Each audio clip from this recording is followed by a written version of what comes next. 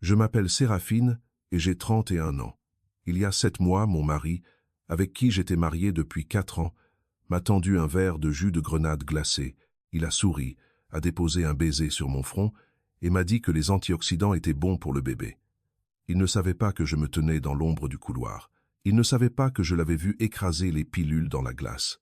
Il ne savait pas que je l'avais regardé incorporer une dose létale d'abortif dans ma boisson préférée, orchestrant le meurtre de notre enfant à naître, tout en me demandant comment s'était passée ma journée. Pendant 4 ans, j'ai été sa femme parfaite, sa partenaire docile, la femme qui polissait sa vie jusqu'à ce qu'elle brille. Puis, la nuit dernière, sa maîtresse enceinte a été transportée d'urgence aux urgences, saignante, hurlante, perdant la chose même qu'il avait essayé de m'arracher. Et quand les portes de l'hôpital se sont ouvertes et qu'il a réalisé exactement dans quel verre elle avait bu à notre table à manger, il est tombé à genoux si fort qu'il en a fendu le carrelage. Avant d'entrer dans le vif du sujet, prenez s'il vous plaît un moment pour aimer et vous abonner. Mais seulement si cette histoire résonne vraiment en vous. Et laissez votre emplacement et l'heure locale dans les commentaires. Je veux savoir où vous êtes en ce moment. Maintenant, laissez-moi vous ramener au printemps d'il y a 2 ans, dans une vaste maison aux murs de verre du quartier huppé du Vésinet, et à la dernière fois où j'ai vraiment cru être en sécurité. En grandissant, j'étais l'observatrice, la fille qui s'asseyait dans le coin de la pièce pour dessiner des illustrations botaniques pendant que tout le monde parlait. Je remarquais les détails. Je remarquais comment la lumière filtrait à travers les feuilles, comment les racines se tordaient sous le sol pour étouffer les plantes concurrentes. Cette nature observatrice a fait de moi une excellente artiste botanique, mais d'une manière ou d'une autre, elle m'a complètement fait défaut lorsqu'il s'agissait d'Amaury. Amaury était directeur des acquisitions pour une grande entreprise de logistique. Il avait 36 ans, toujours tiré à 4 épingles, charismatique, le genre d'homme qui entrait dans une pièce et recalibrait instantanément la gravité pour attirer tout le monde vers lui. Il valorisait 2 choses par-dessus tout, une esthétique sans faille et un contrôle total. Je fournissais l'esthétique. J'étais calme, élégante, et je ne posais pas de questions difficiles. J'étais l'accessoire parfait de sa vie méticuleusement organisée. Il y a une différence profonde entre être aimé et être géré. Pendant longtemps, j'ai pris sa microgestion pour du dévouement. Voici un petit exemple. Ma 3e exposition dans une galerie parisienne. J'avais passé 8 mois à peindre une série d'orchidées rares. Amaury a acheté la plus grande œuvre avant même que les portes ne s'ouvrent au public. Il l'a accrochée dans son bureau, juste derrière son fauteuil. Il a dit à ses collègues « Ma femme est brillante. Je dois garder ces chefs-d'œuvre là où je peux les protéger. » Je trouvais ça romantique. Je n'ai réalisé que bien plus tard qu'il ne voulait pas protéger mon art. Il voulait le posséder, l'encager, s'assurer que mon génie n'existait que comme toile de fond à sa propre réussite. J'ai tout investi dans notre mariage. Je me disais que si j'étais la femme parfaite, il finirait par baisser le masque et me laisser voir qui il était vraiment. Et pendant un bref et terrifiant instant, il l'a fait, le jour où j'ai découvert que j'étais enceinte. C'était un mardi d'octobre. Je ne l'avais pas planifié. Amaury avait toujours été incroyablement strict sur notre calendrier. 5 ans de mariage, puis un chien, puis être un enfant si sa carrière le permettait. Mais la biologie ne se soucie pas des calendriers. J'ai fait le test dans la salle de bain principale. 2 lignes roses. Mes mains tremblaient. J'étais terrifié. Mais sous la peur, il y avait cette chaleur naissante et indéniable. J'allais être mère. Amaury est rentré à 10 à 9 heures. Il s'est servi un verre d'Armagnac, a desserré sa cravate et s'est assis sur le canapé en velours. Je suis sorti, tenant le test derrière mon dos. Je me suis assise à côté de lui. J'ai pris une grande inspiration et je l'ai posé sur la table basse en verre. Je n'oublierai jamais son visage. Ce n'était pas du choc, ce n'était pas de la colère. C'était quelque chose de beaucoup plus froid, une immobilité soudaine et absolue. Ses yeux se sont posés sur les 2 lignes roses, et j'ai vu les muscles de sa mâchoire se figer. Pendant 3 longues secondes, le mari charismatique et aimant a disparu, remplacé par un homme regardant un problème qu'il devait éradiquer. « Waouh !» a-t-il dit lentement, la voix plate, glaciale. Il n'a pas touché le test. Il ne m'a pas regardé. « Tu es sûr ?»« C'est positif, Amaury. Je suis allé à la clinique ce matin pour confirmer. J'en suis à 6 semaines. » Il a cligné des yeux. Le masque s'est remis en place si vite que j'en ai eu le vertige. Il a souri, le genre de sourire qui s'arrête aux lèvres. Ses yeux faisaient tout autre chose. Il calculait, mesurait, recalibrait. Je le sais maintenant. À l'époque, je pensais juste qu'il était submergé. Il a tendu les bras, m'a serré contre lui et a chuchoté dans mes cheveux. « On va trouver une solution, Séraphine. Ne t'inquiète de rien. Je m'en occupe. » Ce n'était pas une promesse de soutien. Pas vraiment. C'était une menace que j'étais trop naïve pour traduire. Cette semaine-là, Amaury est devenu agressivement attentionné. Il a commencé à m'appeler 2-3 fois par jour du bureau. « Comment te sens-tu? Des nausées? As-tu programmé le prochain rendez-vous chez le médecin? Qui est le médecin? » Il retenait chaque détail. Je pensais que mon mari prenait enfin ses responsabilités. Je pensais que la grossesse avait être débloqué quelque chose au plus profond de lui. L'instinct paternel, la connexion, peu importe ce que ressentent les pères normaux. Je lui fournissais des munitions. Chaque symptôme, chaque note du médecin, chaque vulnérabilité, et je lui remettais tout cela avec un sourire reconnaissant. Puis est venue la nouvelle routine. Les boissons diététiques. Amaury avait toujours été un fanatique de la santé, mais soudainement, il est devenu obsédé par ma nutrition. Chaque soir à 10 à 8h30 précises, il était dans la cuisine, mixant du chou frisé, des épinards, du gingembre, et versant le tout dans un grand verre. « Acide folique », disait-il en me le tendant. « Pour le bébé. » Au début, je les buvais. Mais mes nausées matinales étaient sévères, et le goût amer du jus vert me rendait violemment malade. Je m'en suis plainte, repoussant le verre un soir. « Je ne peux pas, Amaury. Je vais tout vomir. » Il ne s'est pas mis en colère. Il s'est juste adapté. « D'accord » a-t-il dit, la voix douce comme du sirop. « Que dirais-tu d'un jus de grenade? C'est acidulé. Ça va calmer ton estomac. » Et j'ajouterai de la glace pilée. C'est devenu le nouveau rituel. Du jus de grenade sur de la glace pilée qu'il me tendait tous les soirs en rentrant du travail. C'était sucré, froid, et ça masquait le goût métallique qui semblait tapisser ma langue ces jours-ci. 4e mois de ma grossesse. C'est à ce moment-là que les fondations de toute ma réalité se sont fissurées. Ma meilleure amie était une femme nommée Isilde. Elle était journaliste d'investigation, tranchante comme un scalpel, et la seule raison pour laquelle je n'avais pas complètement perdu la tête pendant les années isolantes de mon mariage. Quand je l'ai appelée une fois, en pleurs parce qu'Amaury avait rejeté avec désinvolture une opportunité majeure en galerie pour moi, Isilde s'était assise sur le sol de ma cuisine et avait dit « Il ne veut pas d'une femme, Séraphine, il veut un bonsaï, taillé, ligaturé, et exactement de la forme qu'il dicte. Ne le laisse pas couper tes racines. » Isilde a été la première personne à qui j'ai parlé de la grossesse. Elle a aussi été la première à remarquer Clélia. Clélia était une consultante qu'Amaury avait engagée pour une fusion majeure que son entreprise gérait. Elle avait 27 ans, elle était vive, ambitieuse, avec un rire qui aspirait tout l'oxygène d'une pièce. Amaury a commencé à la mentionner avec désinvolture. Clélia pense ceci. Clélia a suggéré cela. Il l'a amenée à un dîner d'entreprise auquel j'assistais. Je les ai observés de l'autre côté de la table. Ils ne se touchaient pas, ils ne flirtaient pas ouvertement. Mais il y a un lien invisible et spécifique entre deux personnes qui couchent ensemble. Une force gravitationnelle. Quand ils parlaient, elle ne se contentait pas d'écouter. Elle s'appropriait ses mots. Quand elle bougeait, ses yeux la suivaient comme un radar.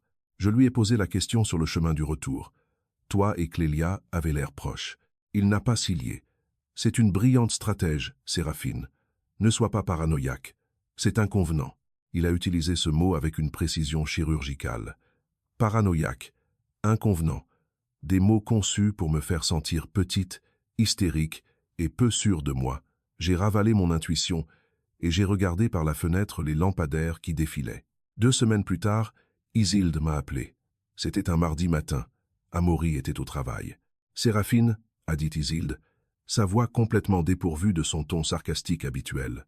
« Il faut que tu t'assoies. » Je suis assise, ai-je répondu, la main posée instinctivement sur la légère courbe de mon ventre. Isilde a pris une inspiration. Je faisais des recherches sur cette fusion logistique dont s'occupe Amaury, des vérifications d'antécédents de routine sur les acteurs clés. Le nom de Clélia a signalé un achat immobilier. Un appartement de luxe dans le Triangle d'Or, 2 400 000 €, payé comptant. Isilde a fait une pause, le silence était lourd et étouffant.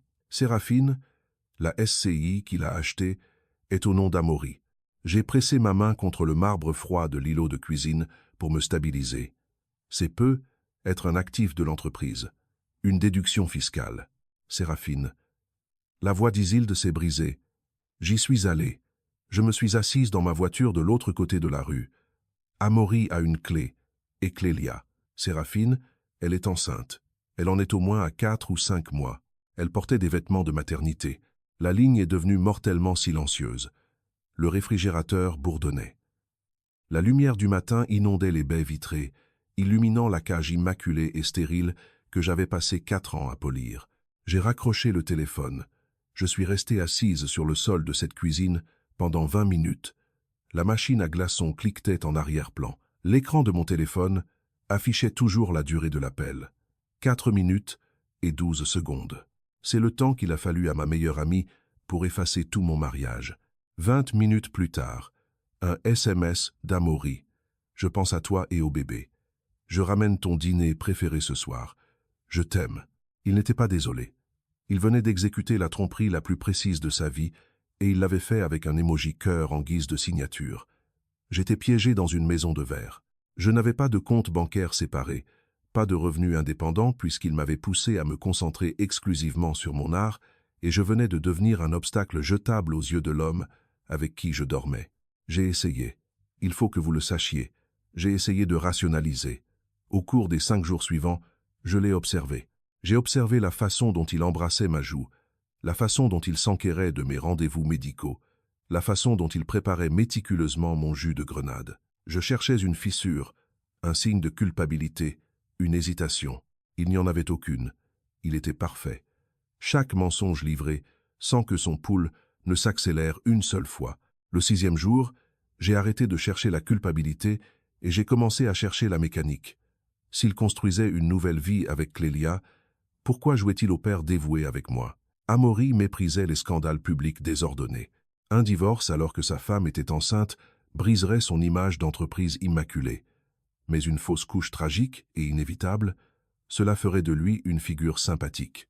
Le mari en deuil. Et éventuellement, quelques mois plus tard, il pourrait discrètement présenter sa nouvelle partenaire, quelqu'un qui l'avait réconforté dans ses heures les plus sombres.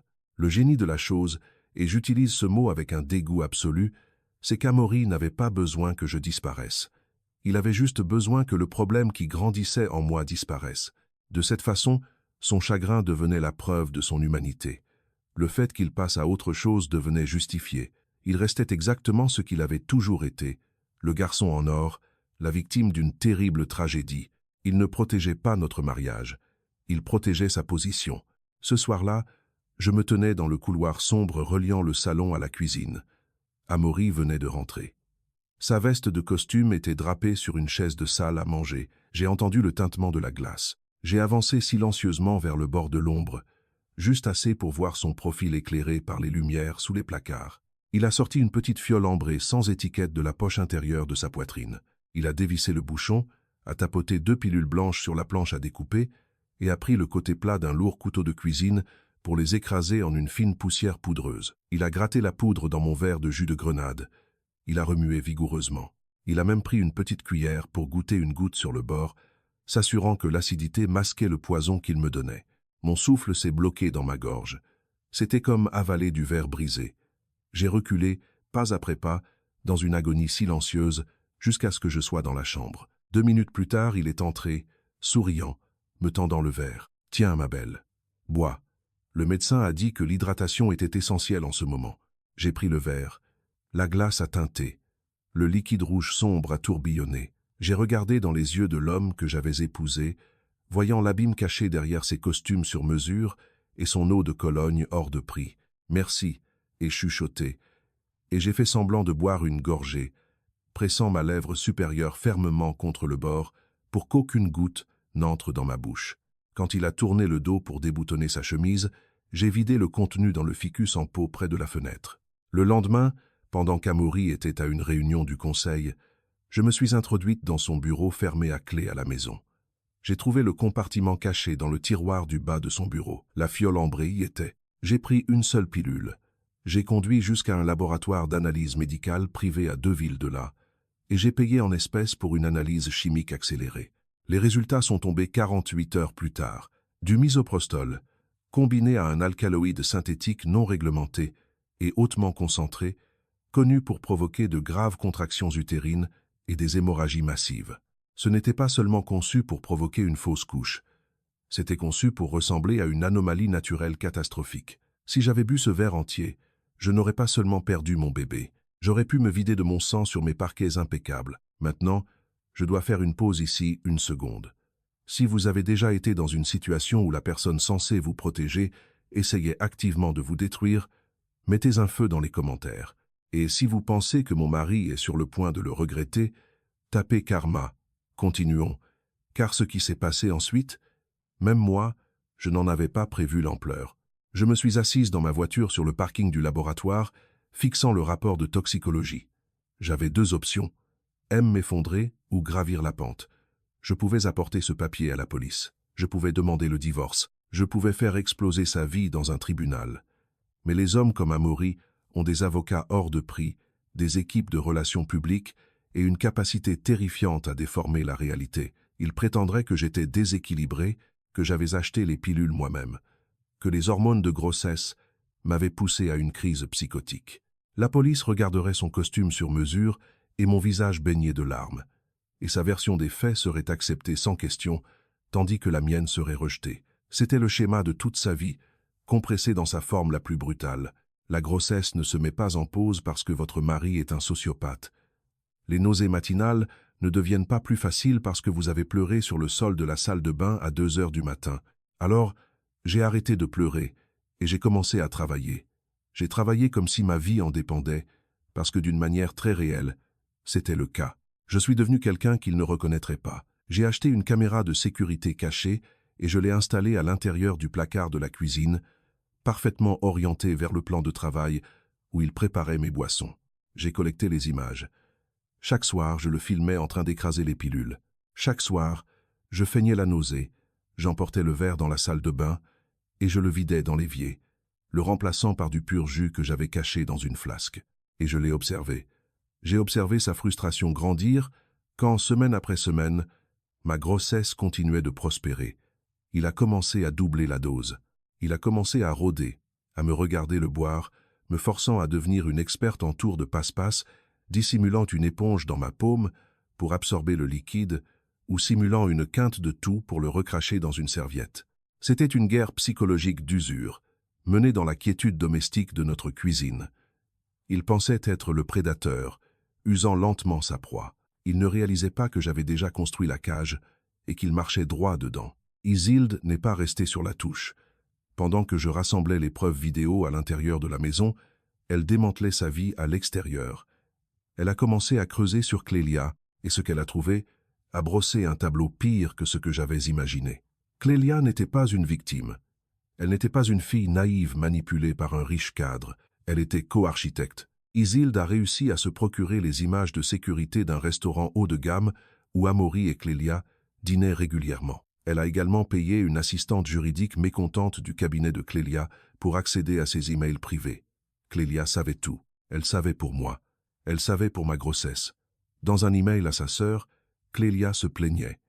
Il dit que le problème à la maison est géré chimiquement, mais elle se promène toujours enceinte. S'il ne nettoie pas le terrain d'ici le 3e trimestre, je prends l'appartement et je pars. Le problème à la maison, géré chimiquement, nettoyer le terrain. Il n'avait pas seulement une liaison. Il conspirait activement pour m'empoisonner, afin de rationaliser la fin de leur compte de fées d'entreprise. Chaque fois qu'Amaury me souriait et touchait mon ventre, il terminait son service d'assassin et pointait avec sa co-conspiratrice. J'aurais pu faire quelque chose à ce moment-là. Appeler les autorités, les confronter, faire éclater l'affaire au grand jour. Mais je ne l'ai pas fait, parce que la vie était sur le point de le faire pour moi de la manière la plus brutale, la plus publique et la plus ironique qui soit. Et cela a commencé par un dîner un jeudi soir à la fin du mois de novembre. Amaury avait organisé ce dîner pour sa promotion. Il était officiellement nommé vice-président des acquisitions.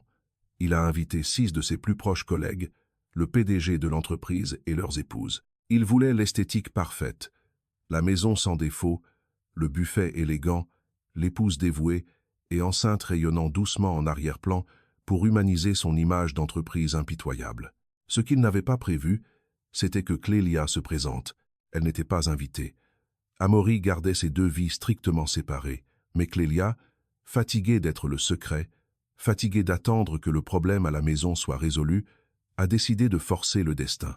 Elle est arrivée 20 minutes après l'installation des invités, portant une superbe robe vert émeraude qui moulait délibérément la courbe distincte de sa grossesse de 5 mois. Quand la sonnette a retenti, Amaury a ouvert.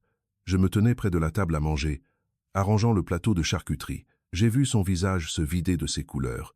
Un tremblement commençait dans ses mains et montait jusqu'à sa mâchoire. « Clélia » a-t-il sifflé, la voix basse et furieuse. « Qu'est-ce que tu fais ici ?»« Je dépose les dossiers finalisés de la fusion », a-t-elle dit d'une voix forte, le dépassant pour entrer dans le hall avec un sourire éclatant et prédateur. « J'ai pensé que vous en auriez besoin pour vos discussions de ce soir, et je voulais féliciter le nouveau vice-président personnellement. » Les invités se sont retournés. Les conversations se sont arrêtées. Le PDG a haussé un sourcil. Amaury était piégé. S'il la mettait à la porte, cela ferait un scandale. S'il la laissait rester, il risquait la collision de ces deux mondes. La machinerie de son esprit s'est emballée, essayant de réassembler ses certitudes qui s'effondraient en temps réel. Il a plaqué un sourire figé et artificiel. C'est très prévenant. « Entre, Clélia. » Juste pour prendre un verre, alors. Il l'a présentée simplement comme consultante. Les épouses ont échangé des regards. Elles n'étaient pas stupides.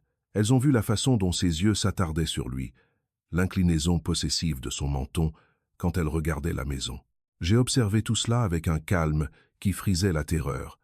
Je ne ressentais aucune jalousie. Je ne ressentais que le poids froid et dur de la stratégie. Séraphine, chérie, a appelé Amaury, la voix un peu trop forte. Pourrais-tu aller chercher un verre pour Clélia?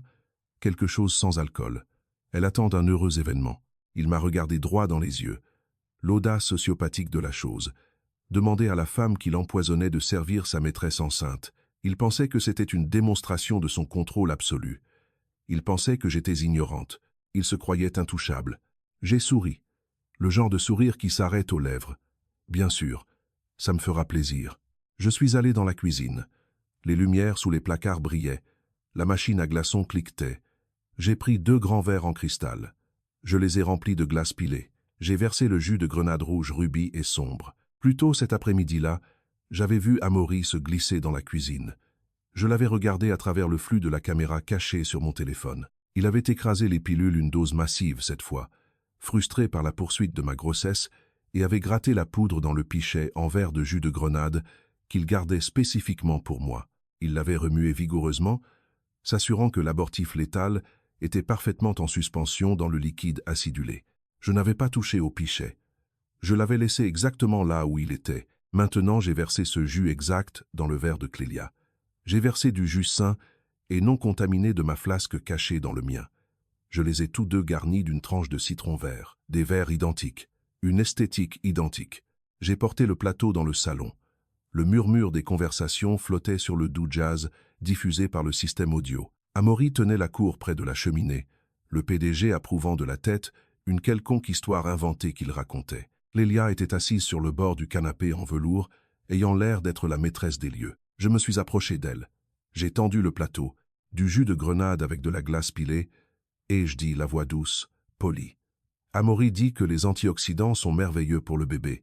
C'est une de ses recettes préférées. Clélia m'a regardé. Ses yeux ont eu ce regard calculateur et évaluateur que je connaissais si bien.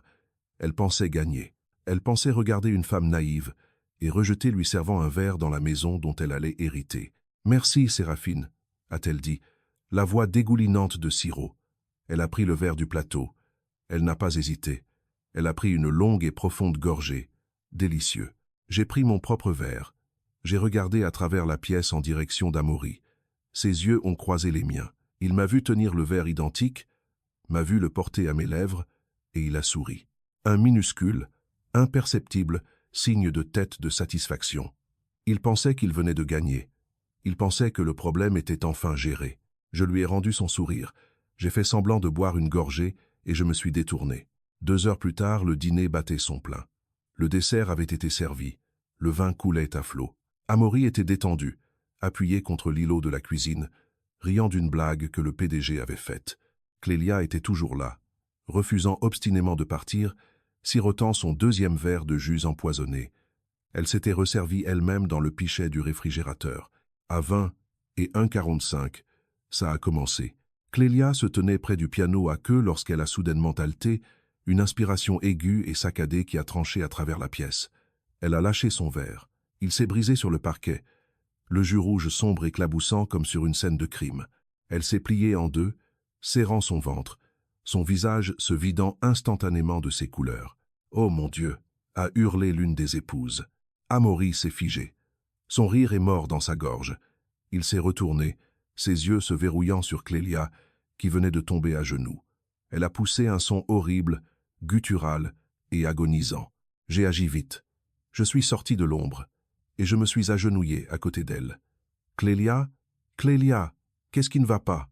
Mon ventre, a-t-elle sangloté, ses doigts s'enfonçant désespérément dans le tissu de sa robe hors de prix. Il se déchire. Oh mon Dieu, la douleur, puis le sang. Il a commencé à s'accumuler rapidement sous elle, s'infiltrant à travers le tissu vert, saisissant et terrifiant contre les lames polies du parquet. La panique a éclaté. La femme du PDG a sorti son téléphone et a composé le 15, la voix tremblante. « Il nous faut une ambulance immédiatement. » Le Vésinet. Une femme enceinte fait une hémorragie. Amaury était paralysé. J'ai vu la prise de conscience le frapper comme un coup physique. Un tremblement a commencé dans ses mains et est monté jusqu'à sa mâchoire. Il a regardé Clélia, se vidant de son sang sur son sol. Il a regardé le verre brisé de jus rouge.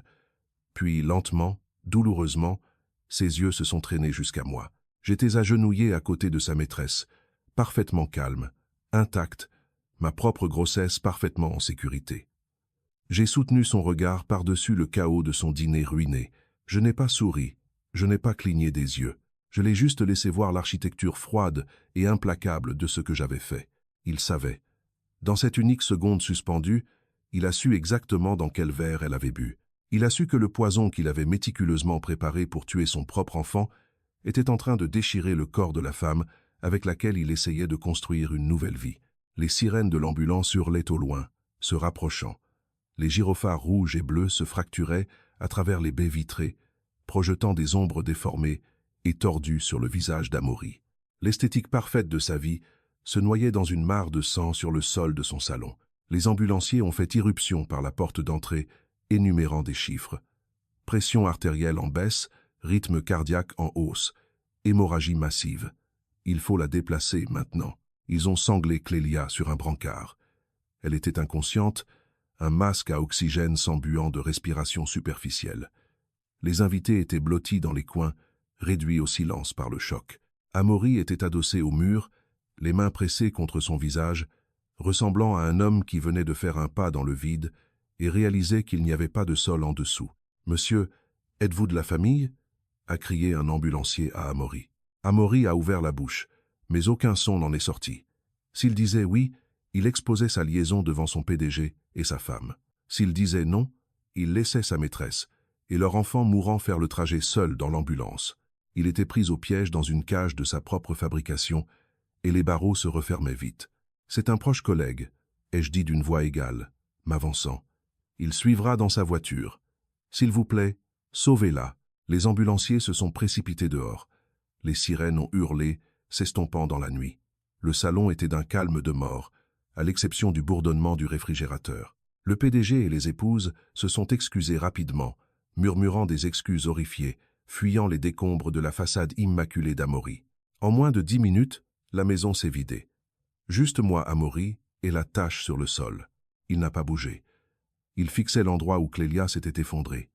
Sa voix est sortie comme du gravier traîné sur du béton. « Qu'est-ce que tu as fait ?» J'ai servi un verre à notre invité. Ai-je dit, la voix neutre, clinique. Celui que tu avais préparé pour moi. Celui avec la glace pilée. Il s'est jeté sur moi. La façade s'est entièrement brisée. Il a attrapé mes épaules, ses doigts s'enfonçant assez fort pour laisser des bleus. Espèce de garce psychotique. « Tu as tué mon bébé ?»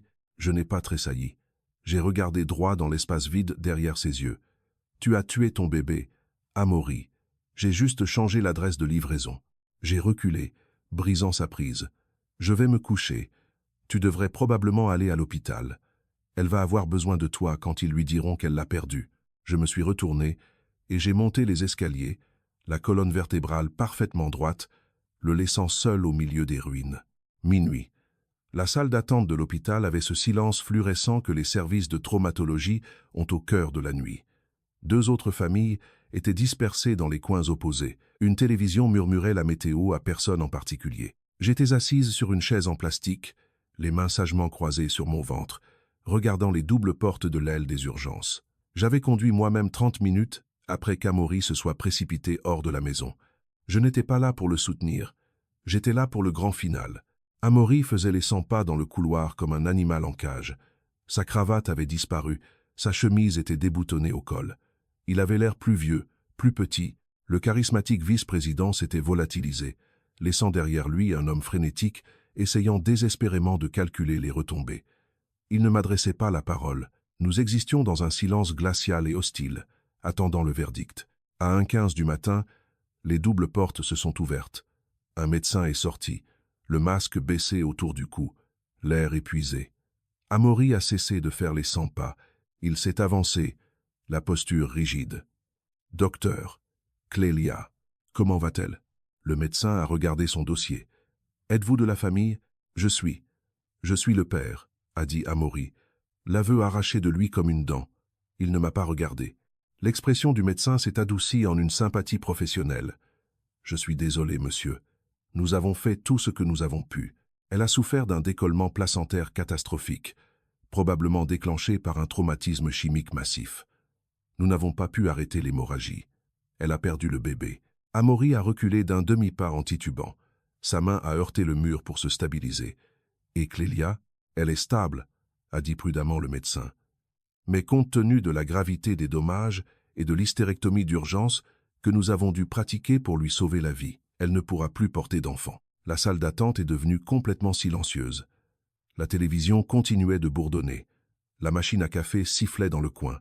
J'ai regardé la destruction absolue de l'avenir soigneusement tracé d'Amaury s'abattre sur lui. Son plan de secours, sa nouvelle famille, sa stratégie de sortie propre et stérile, disparu en l'espace de 4 heures.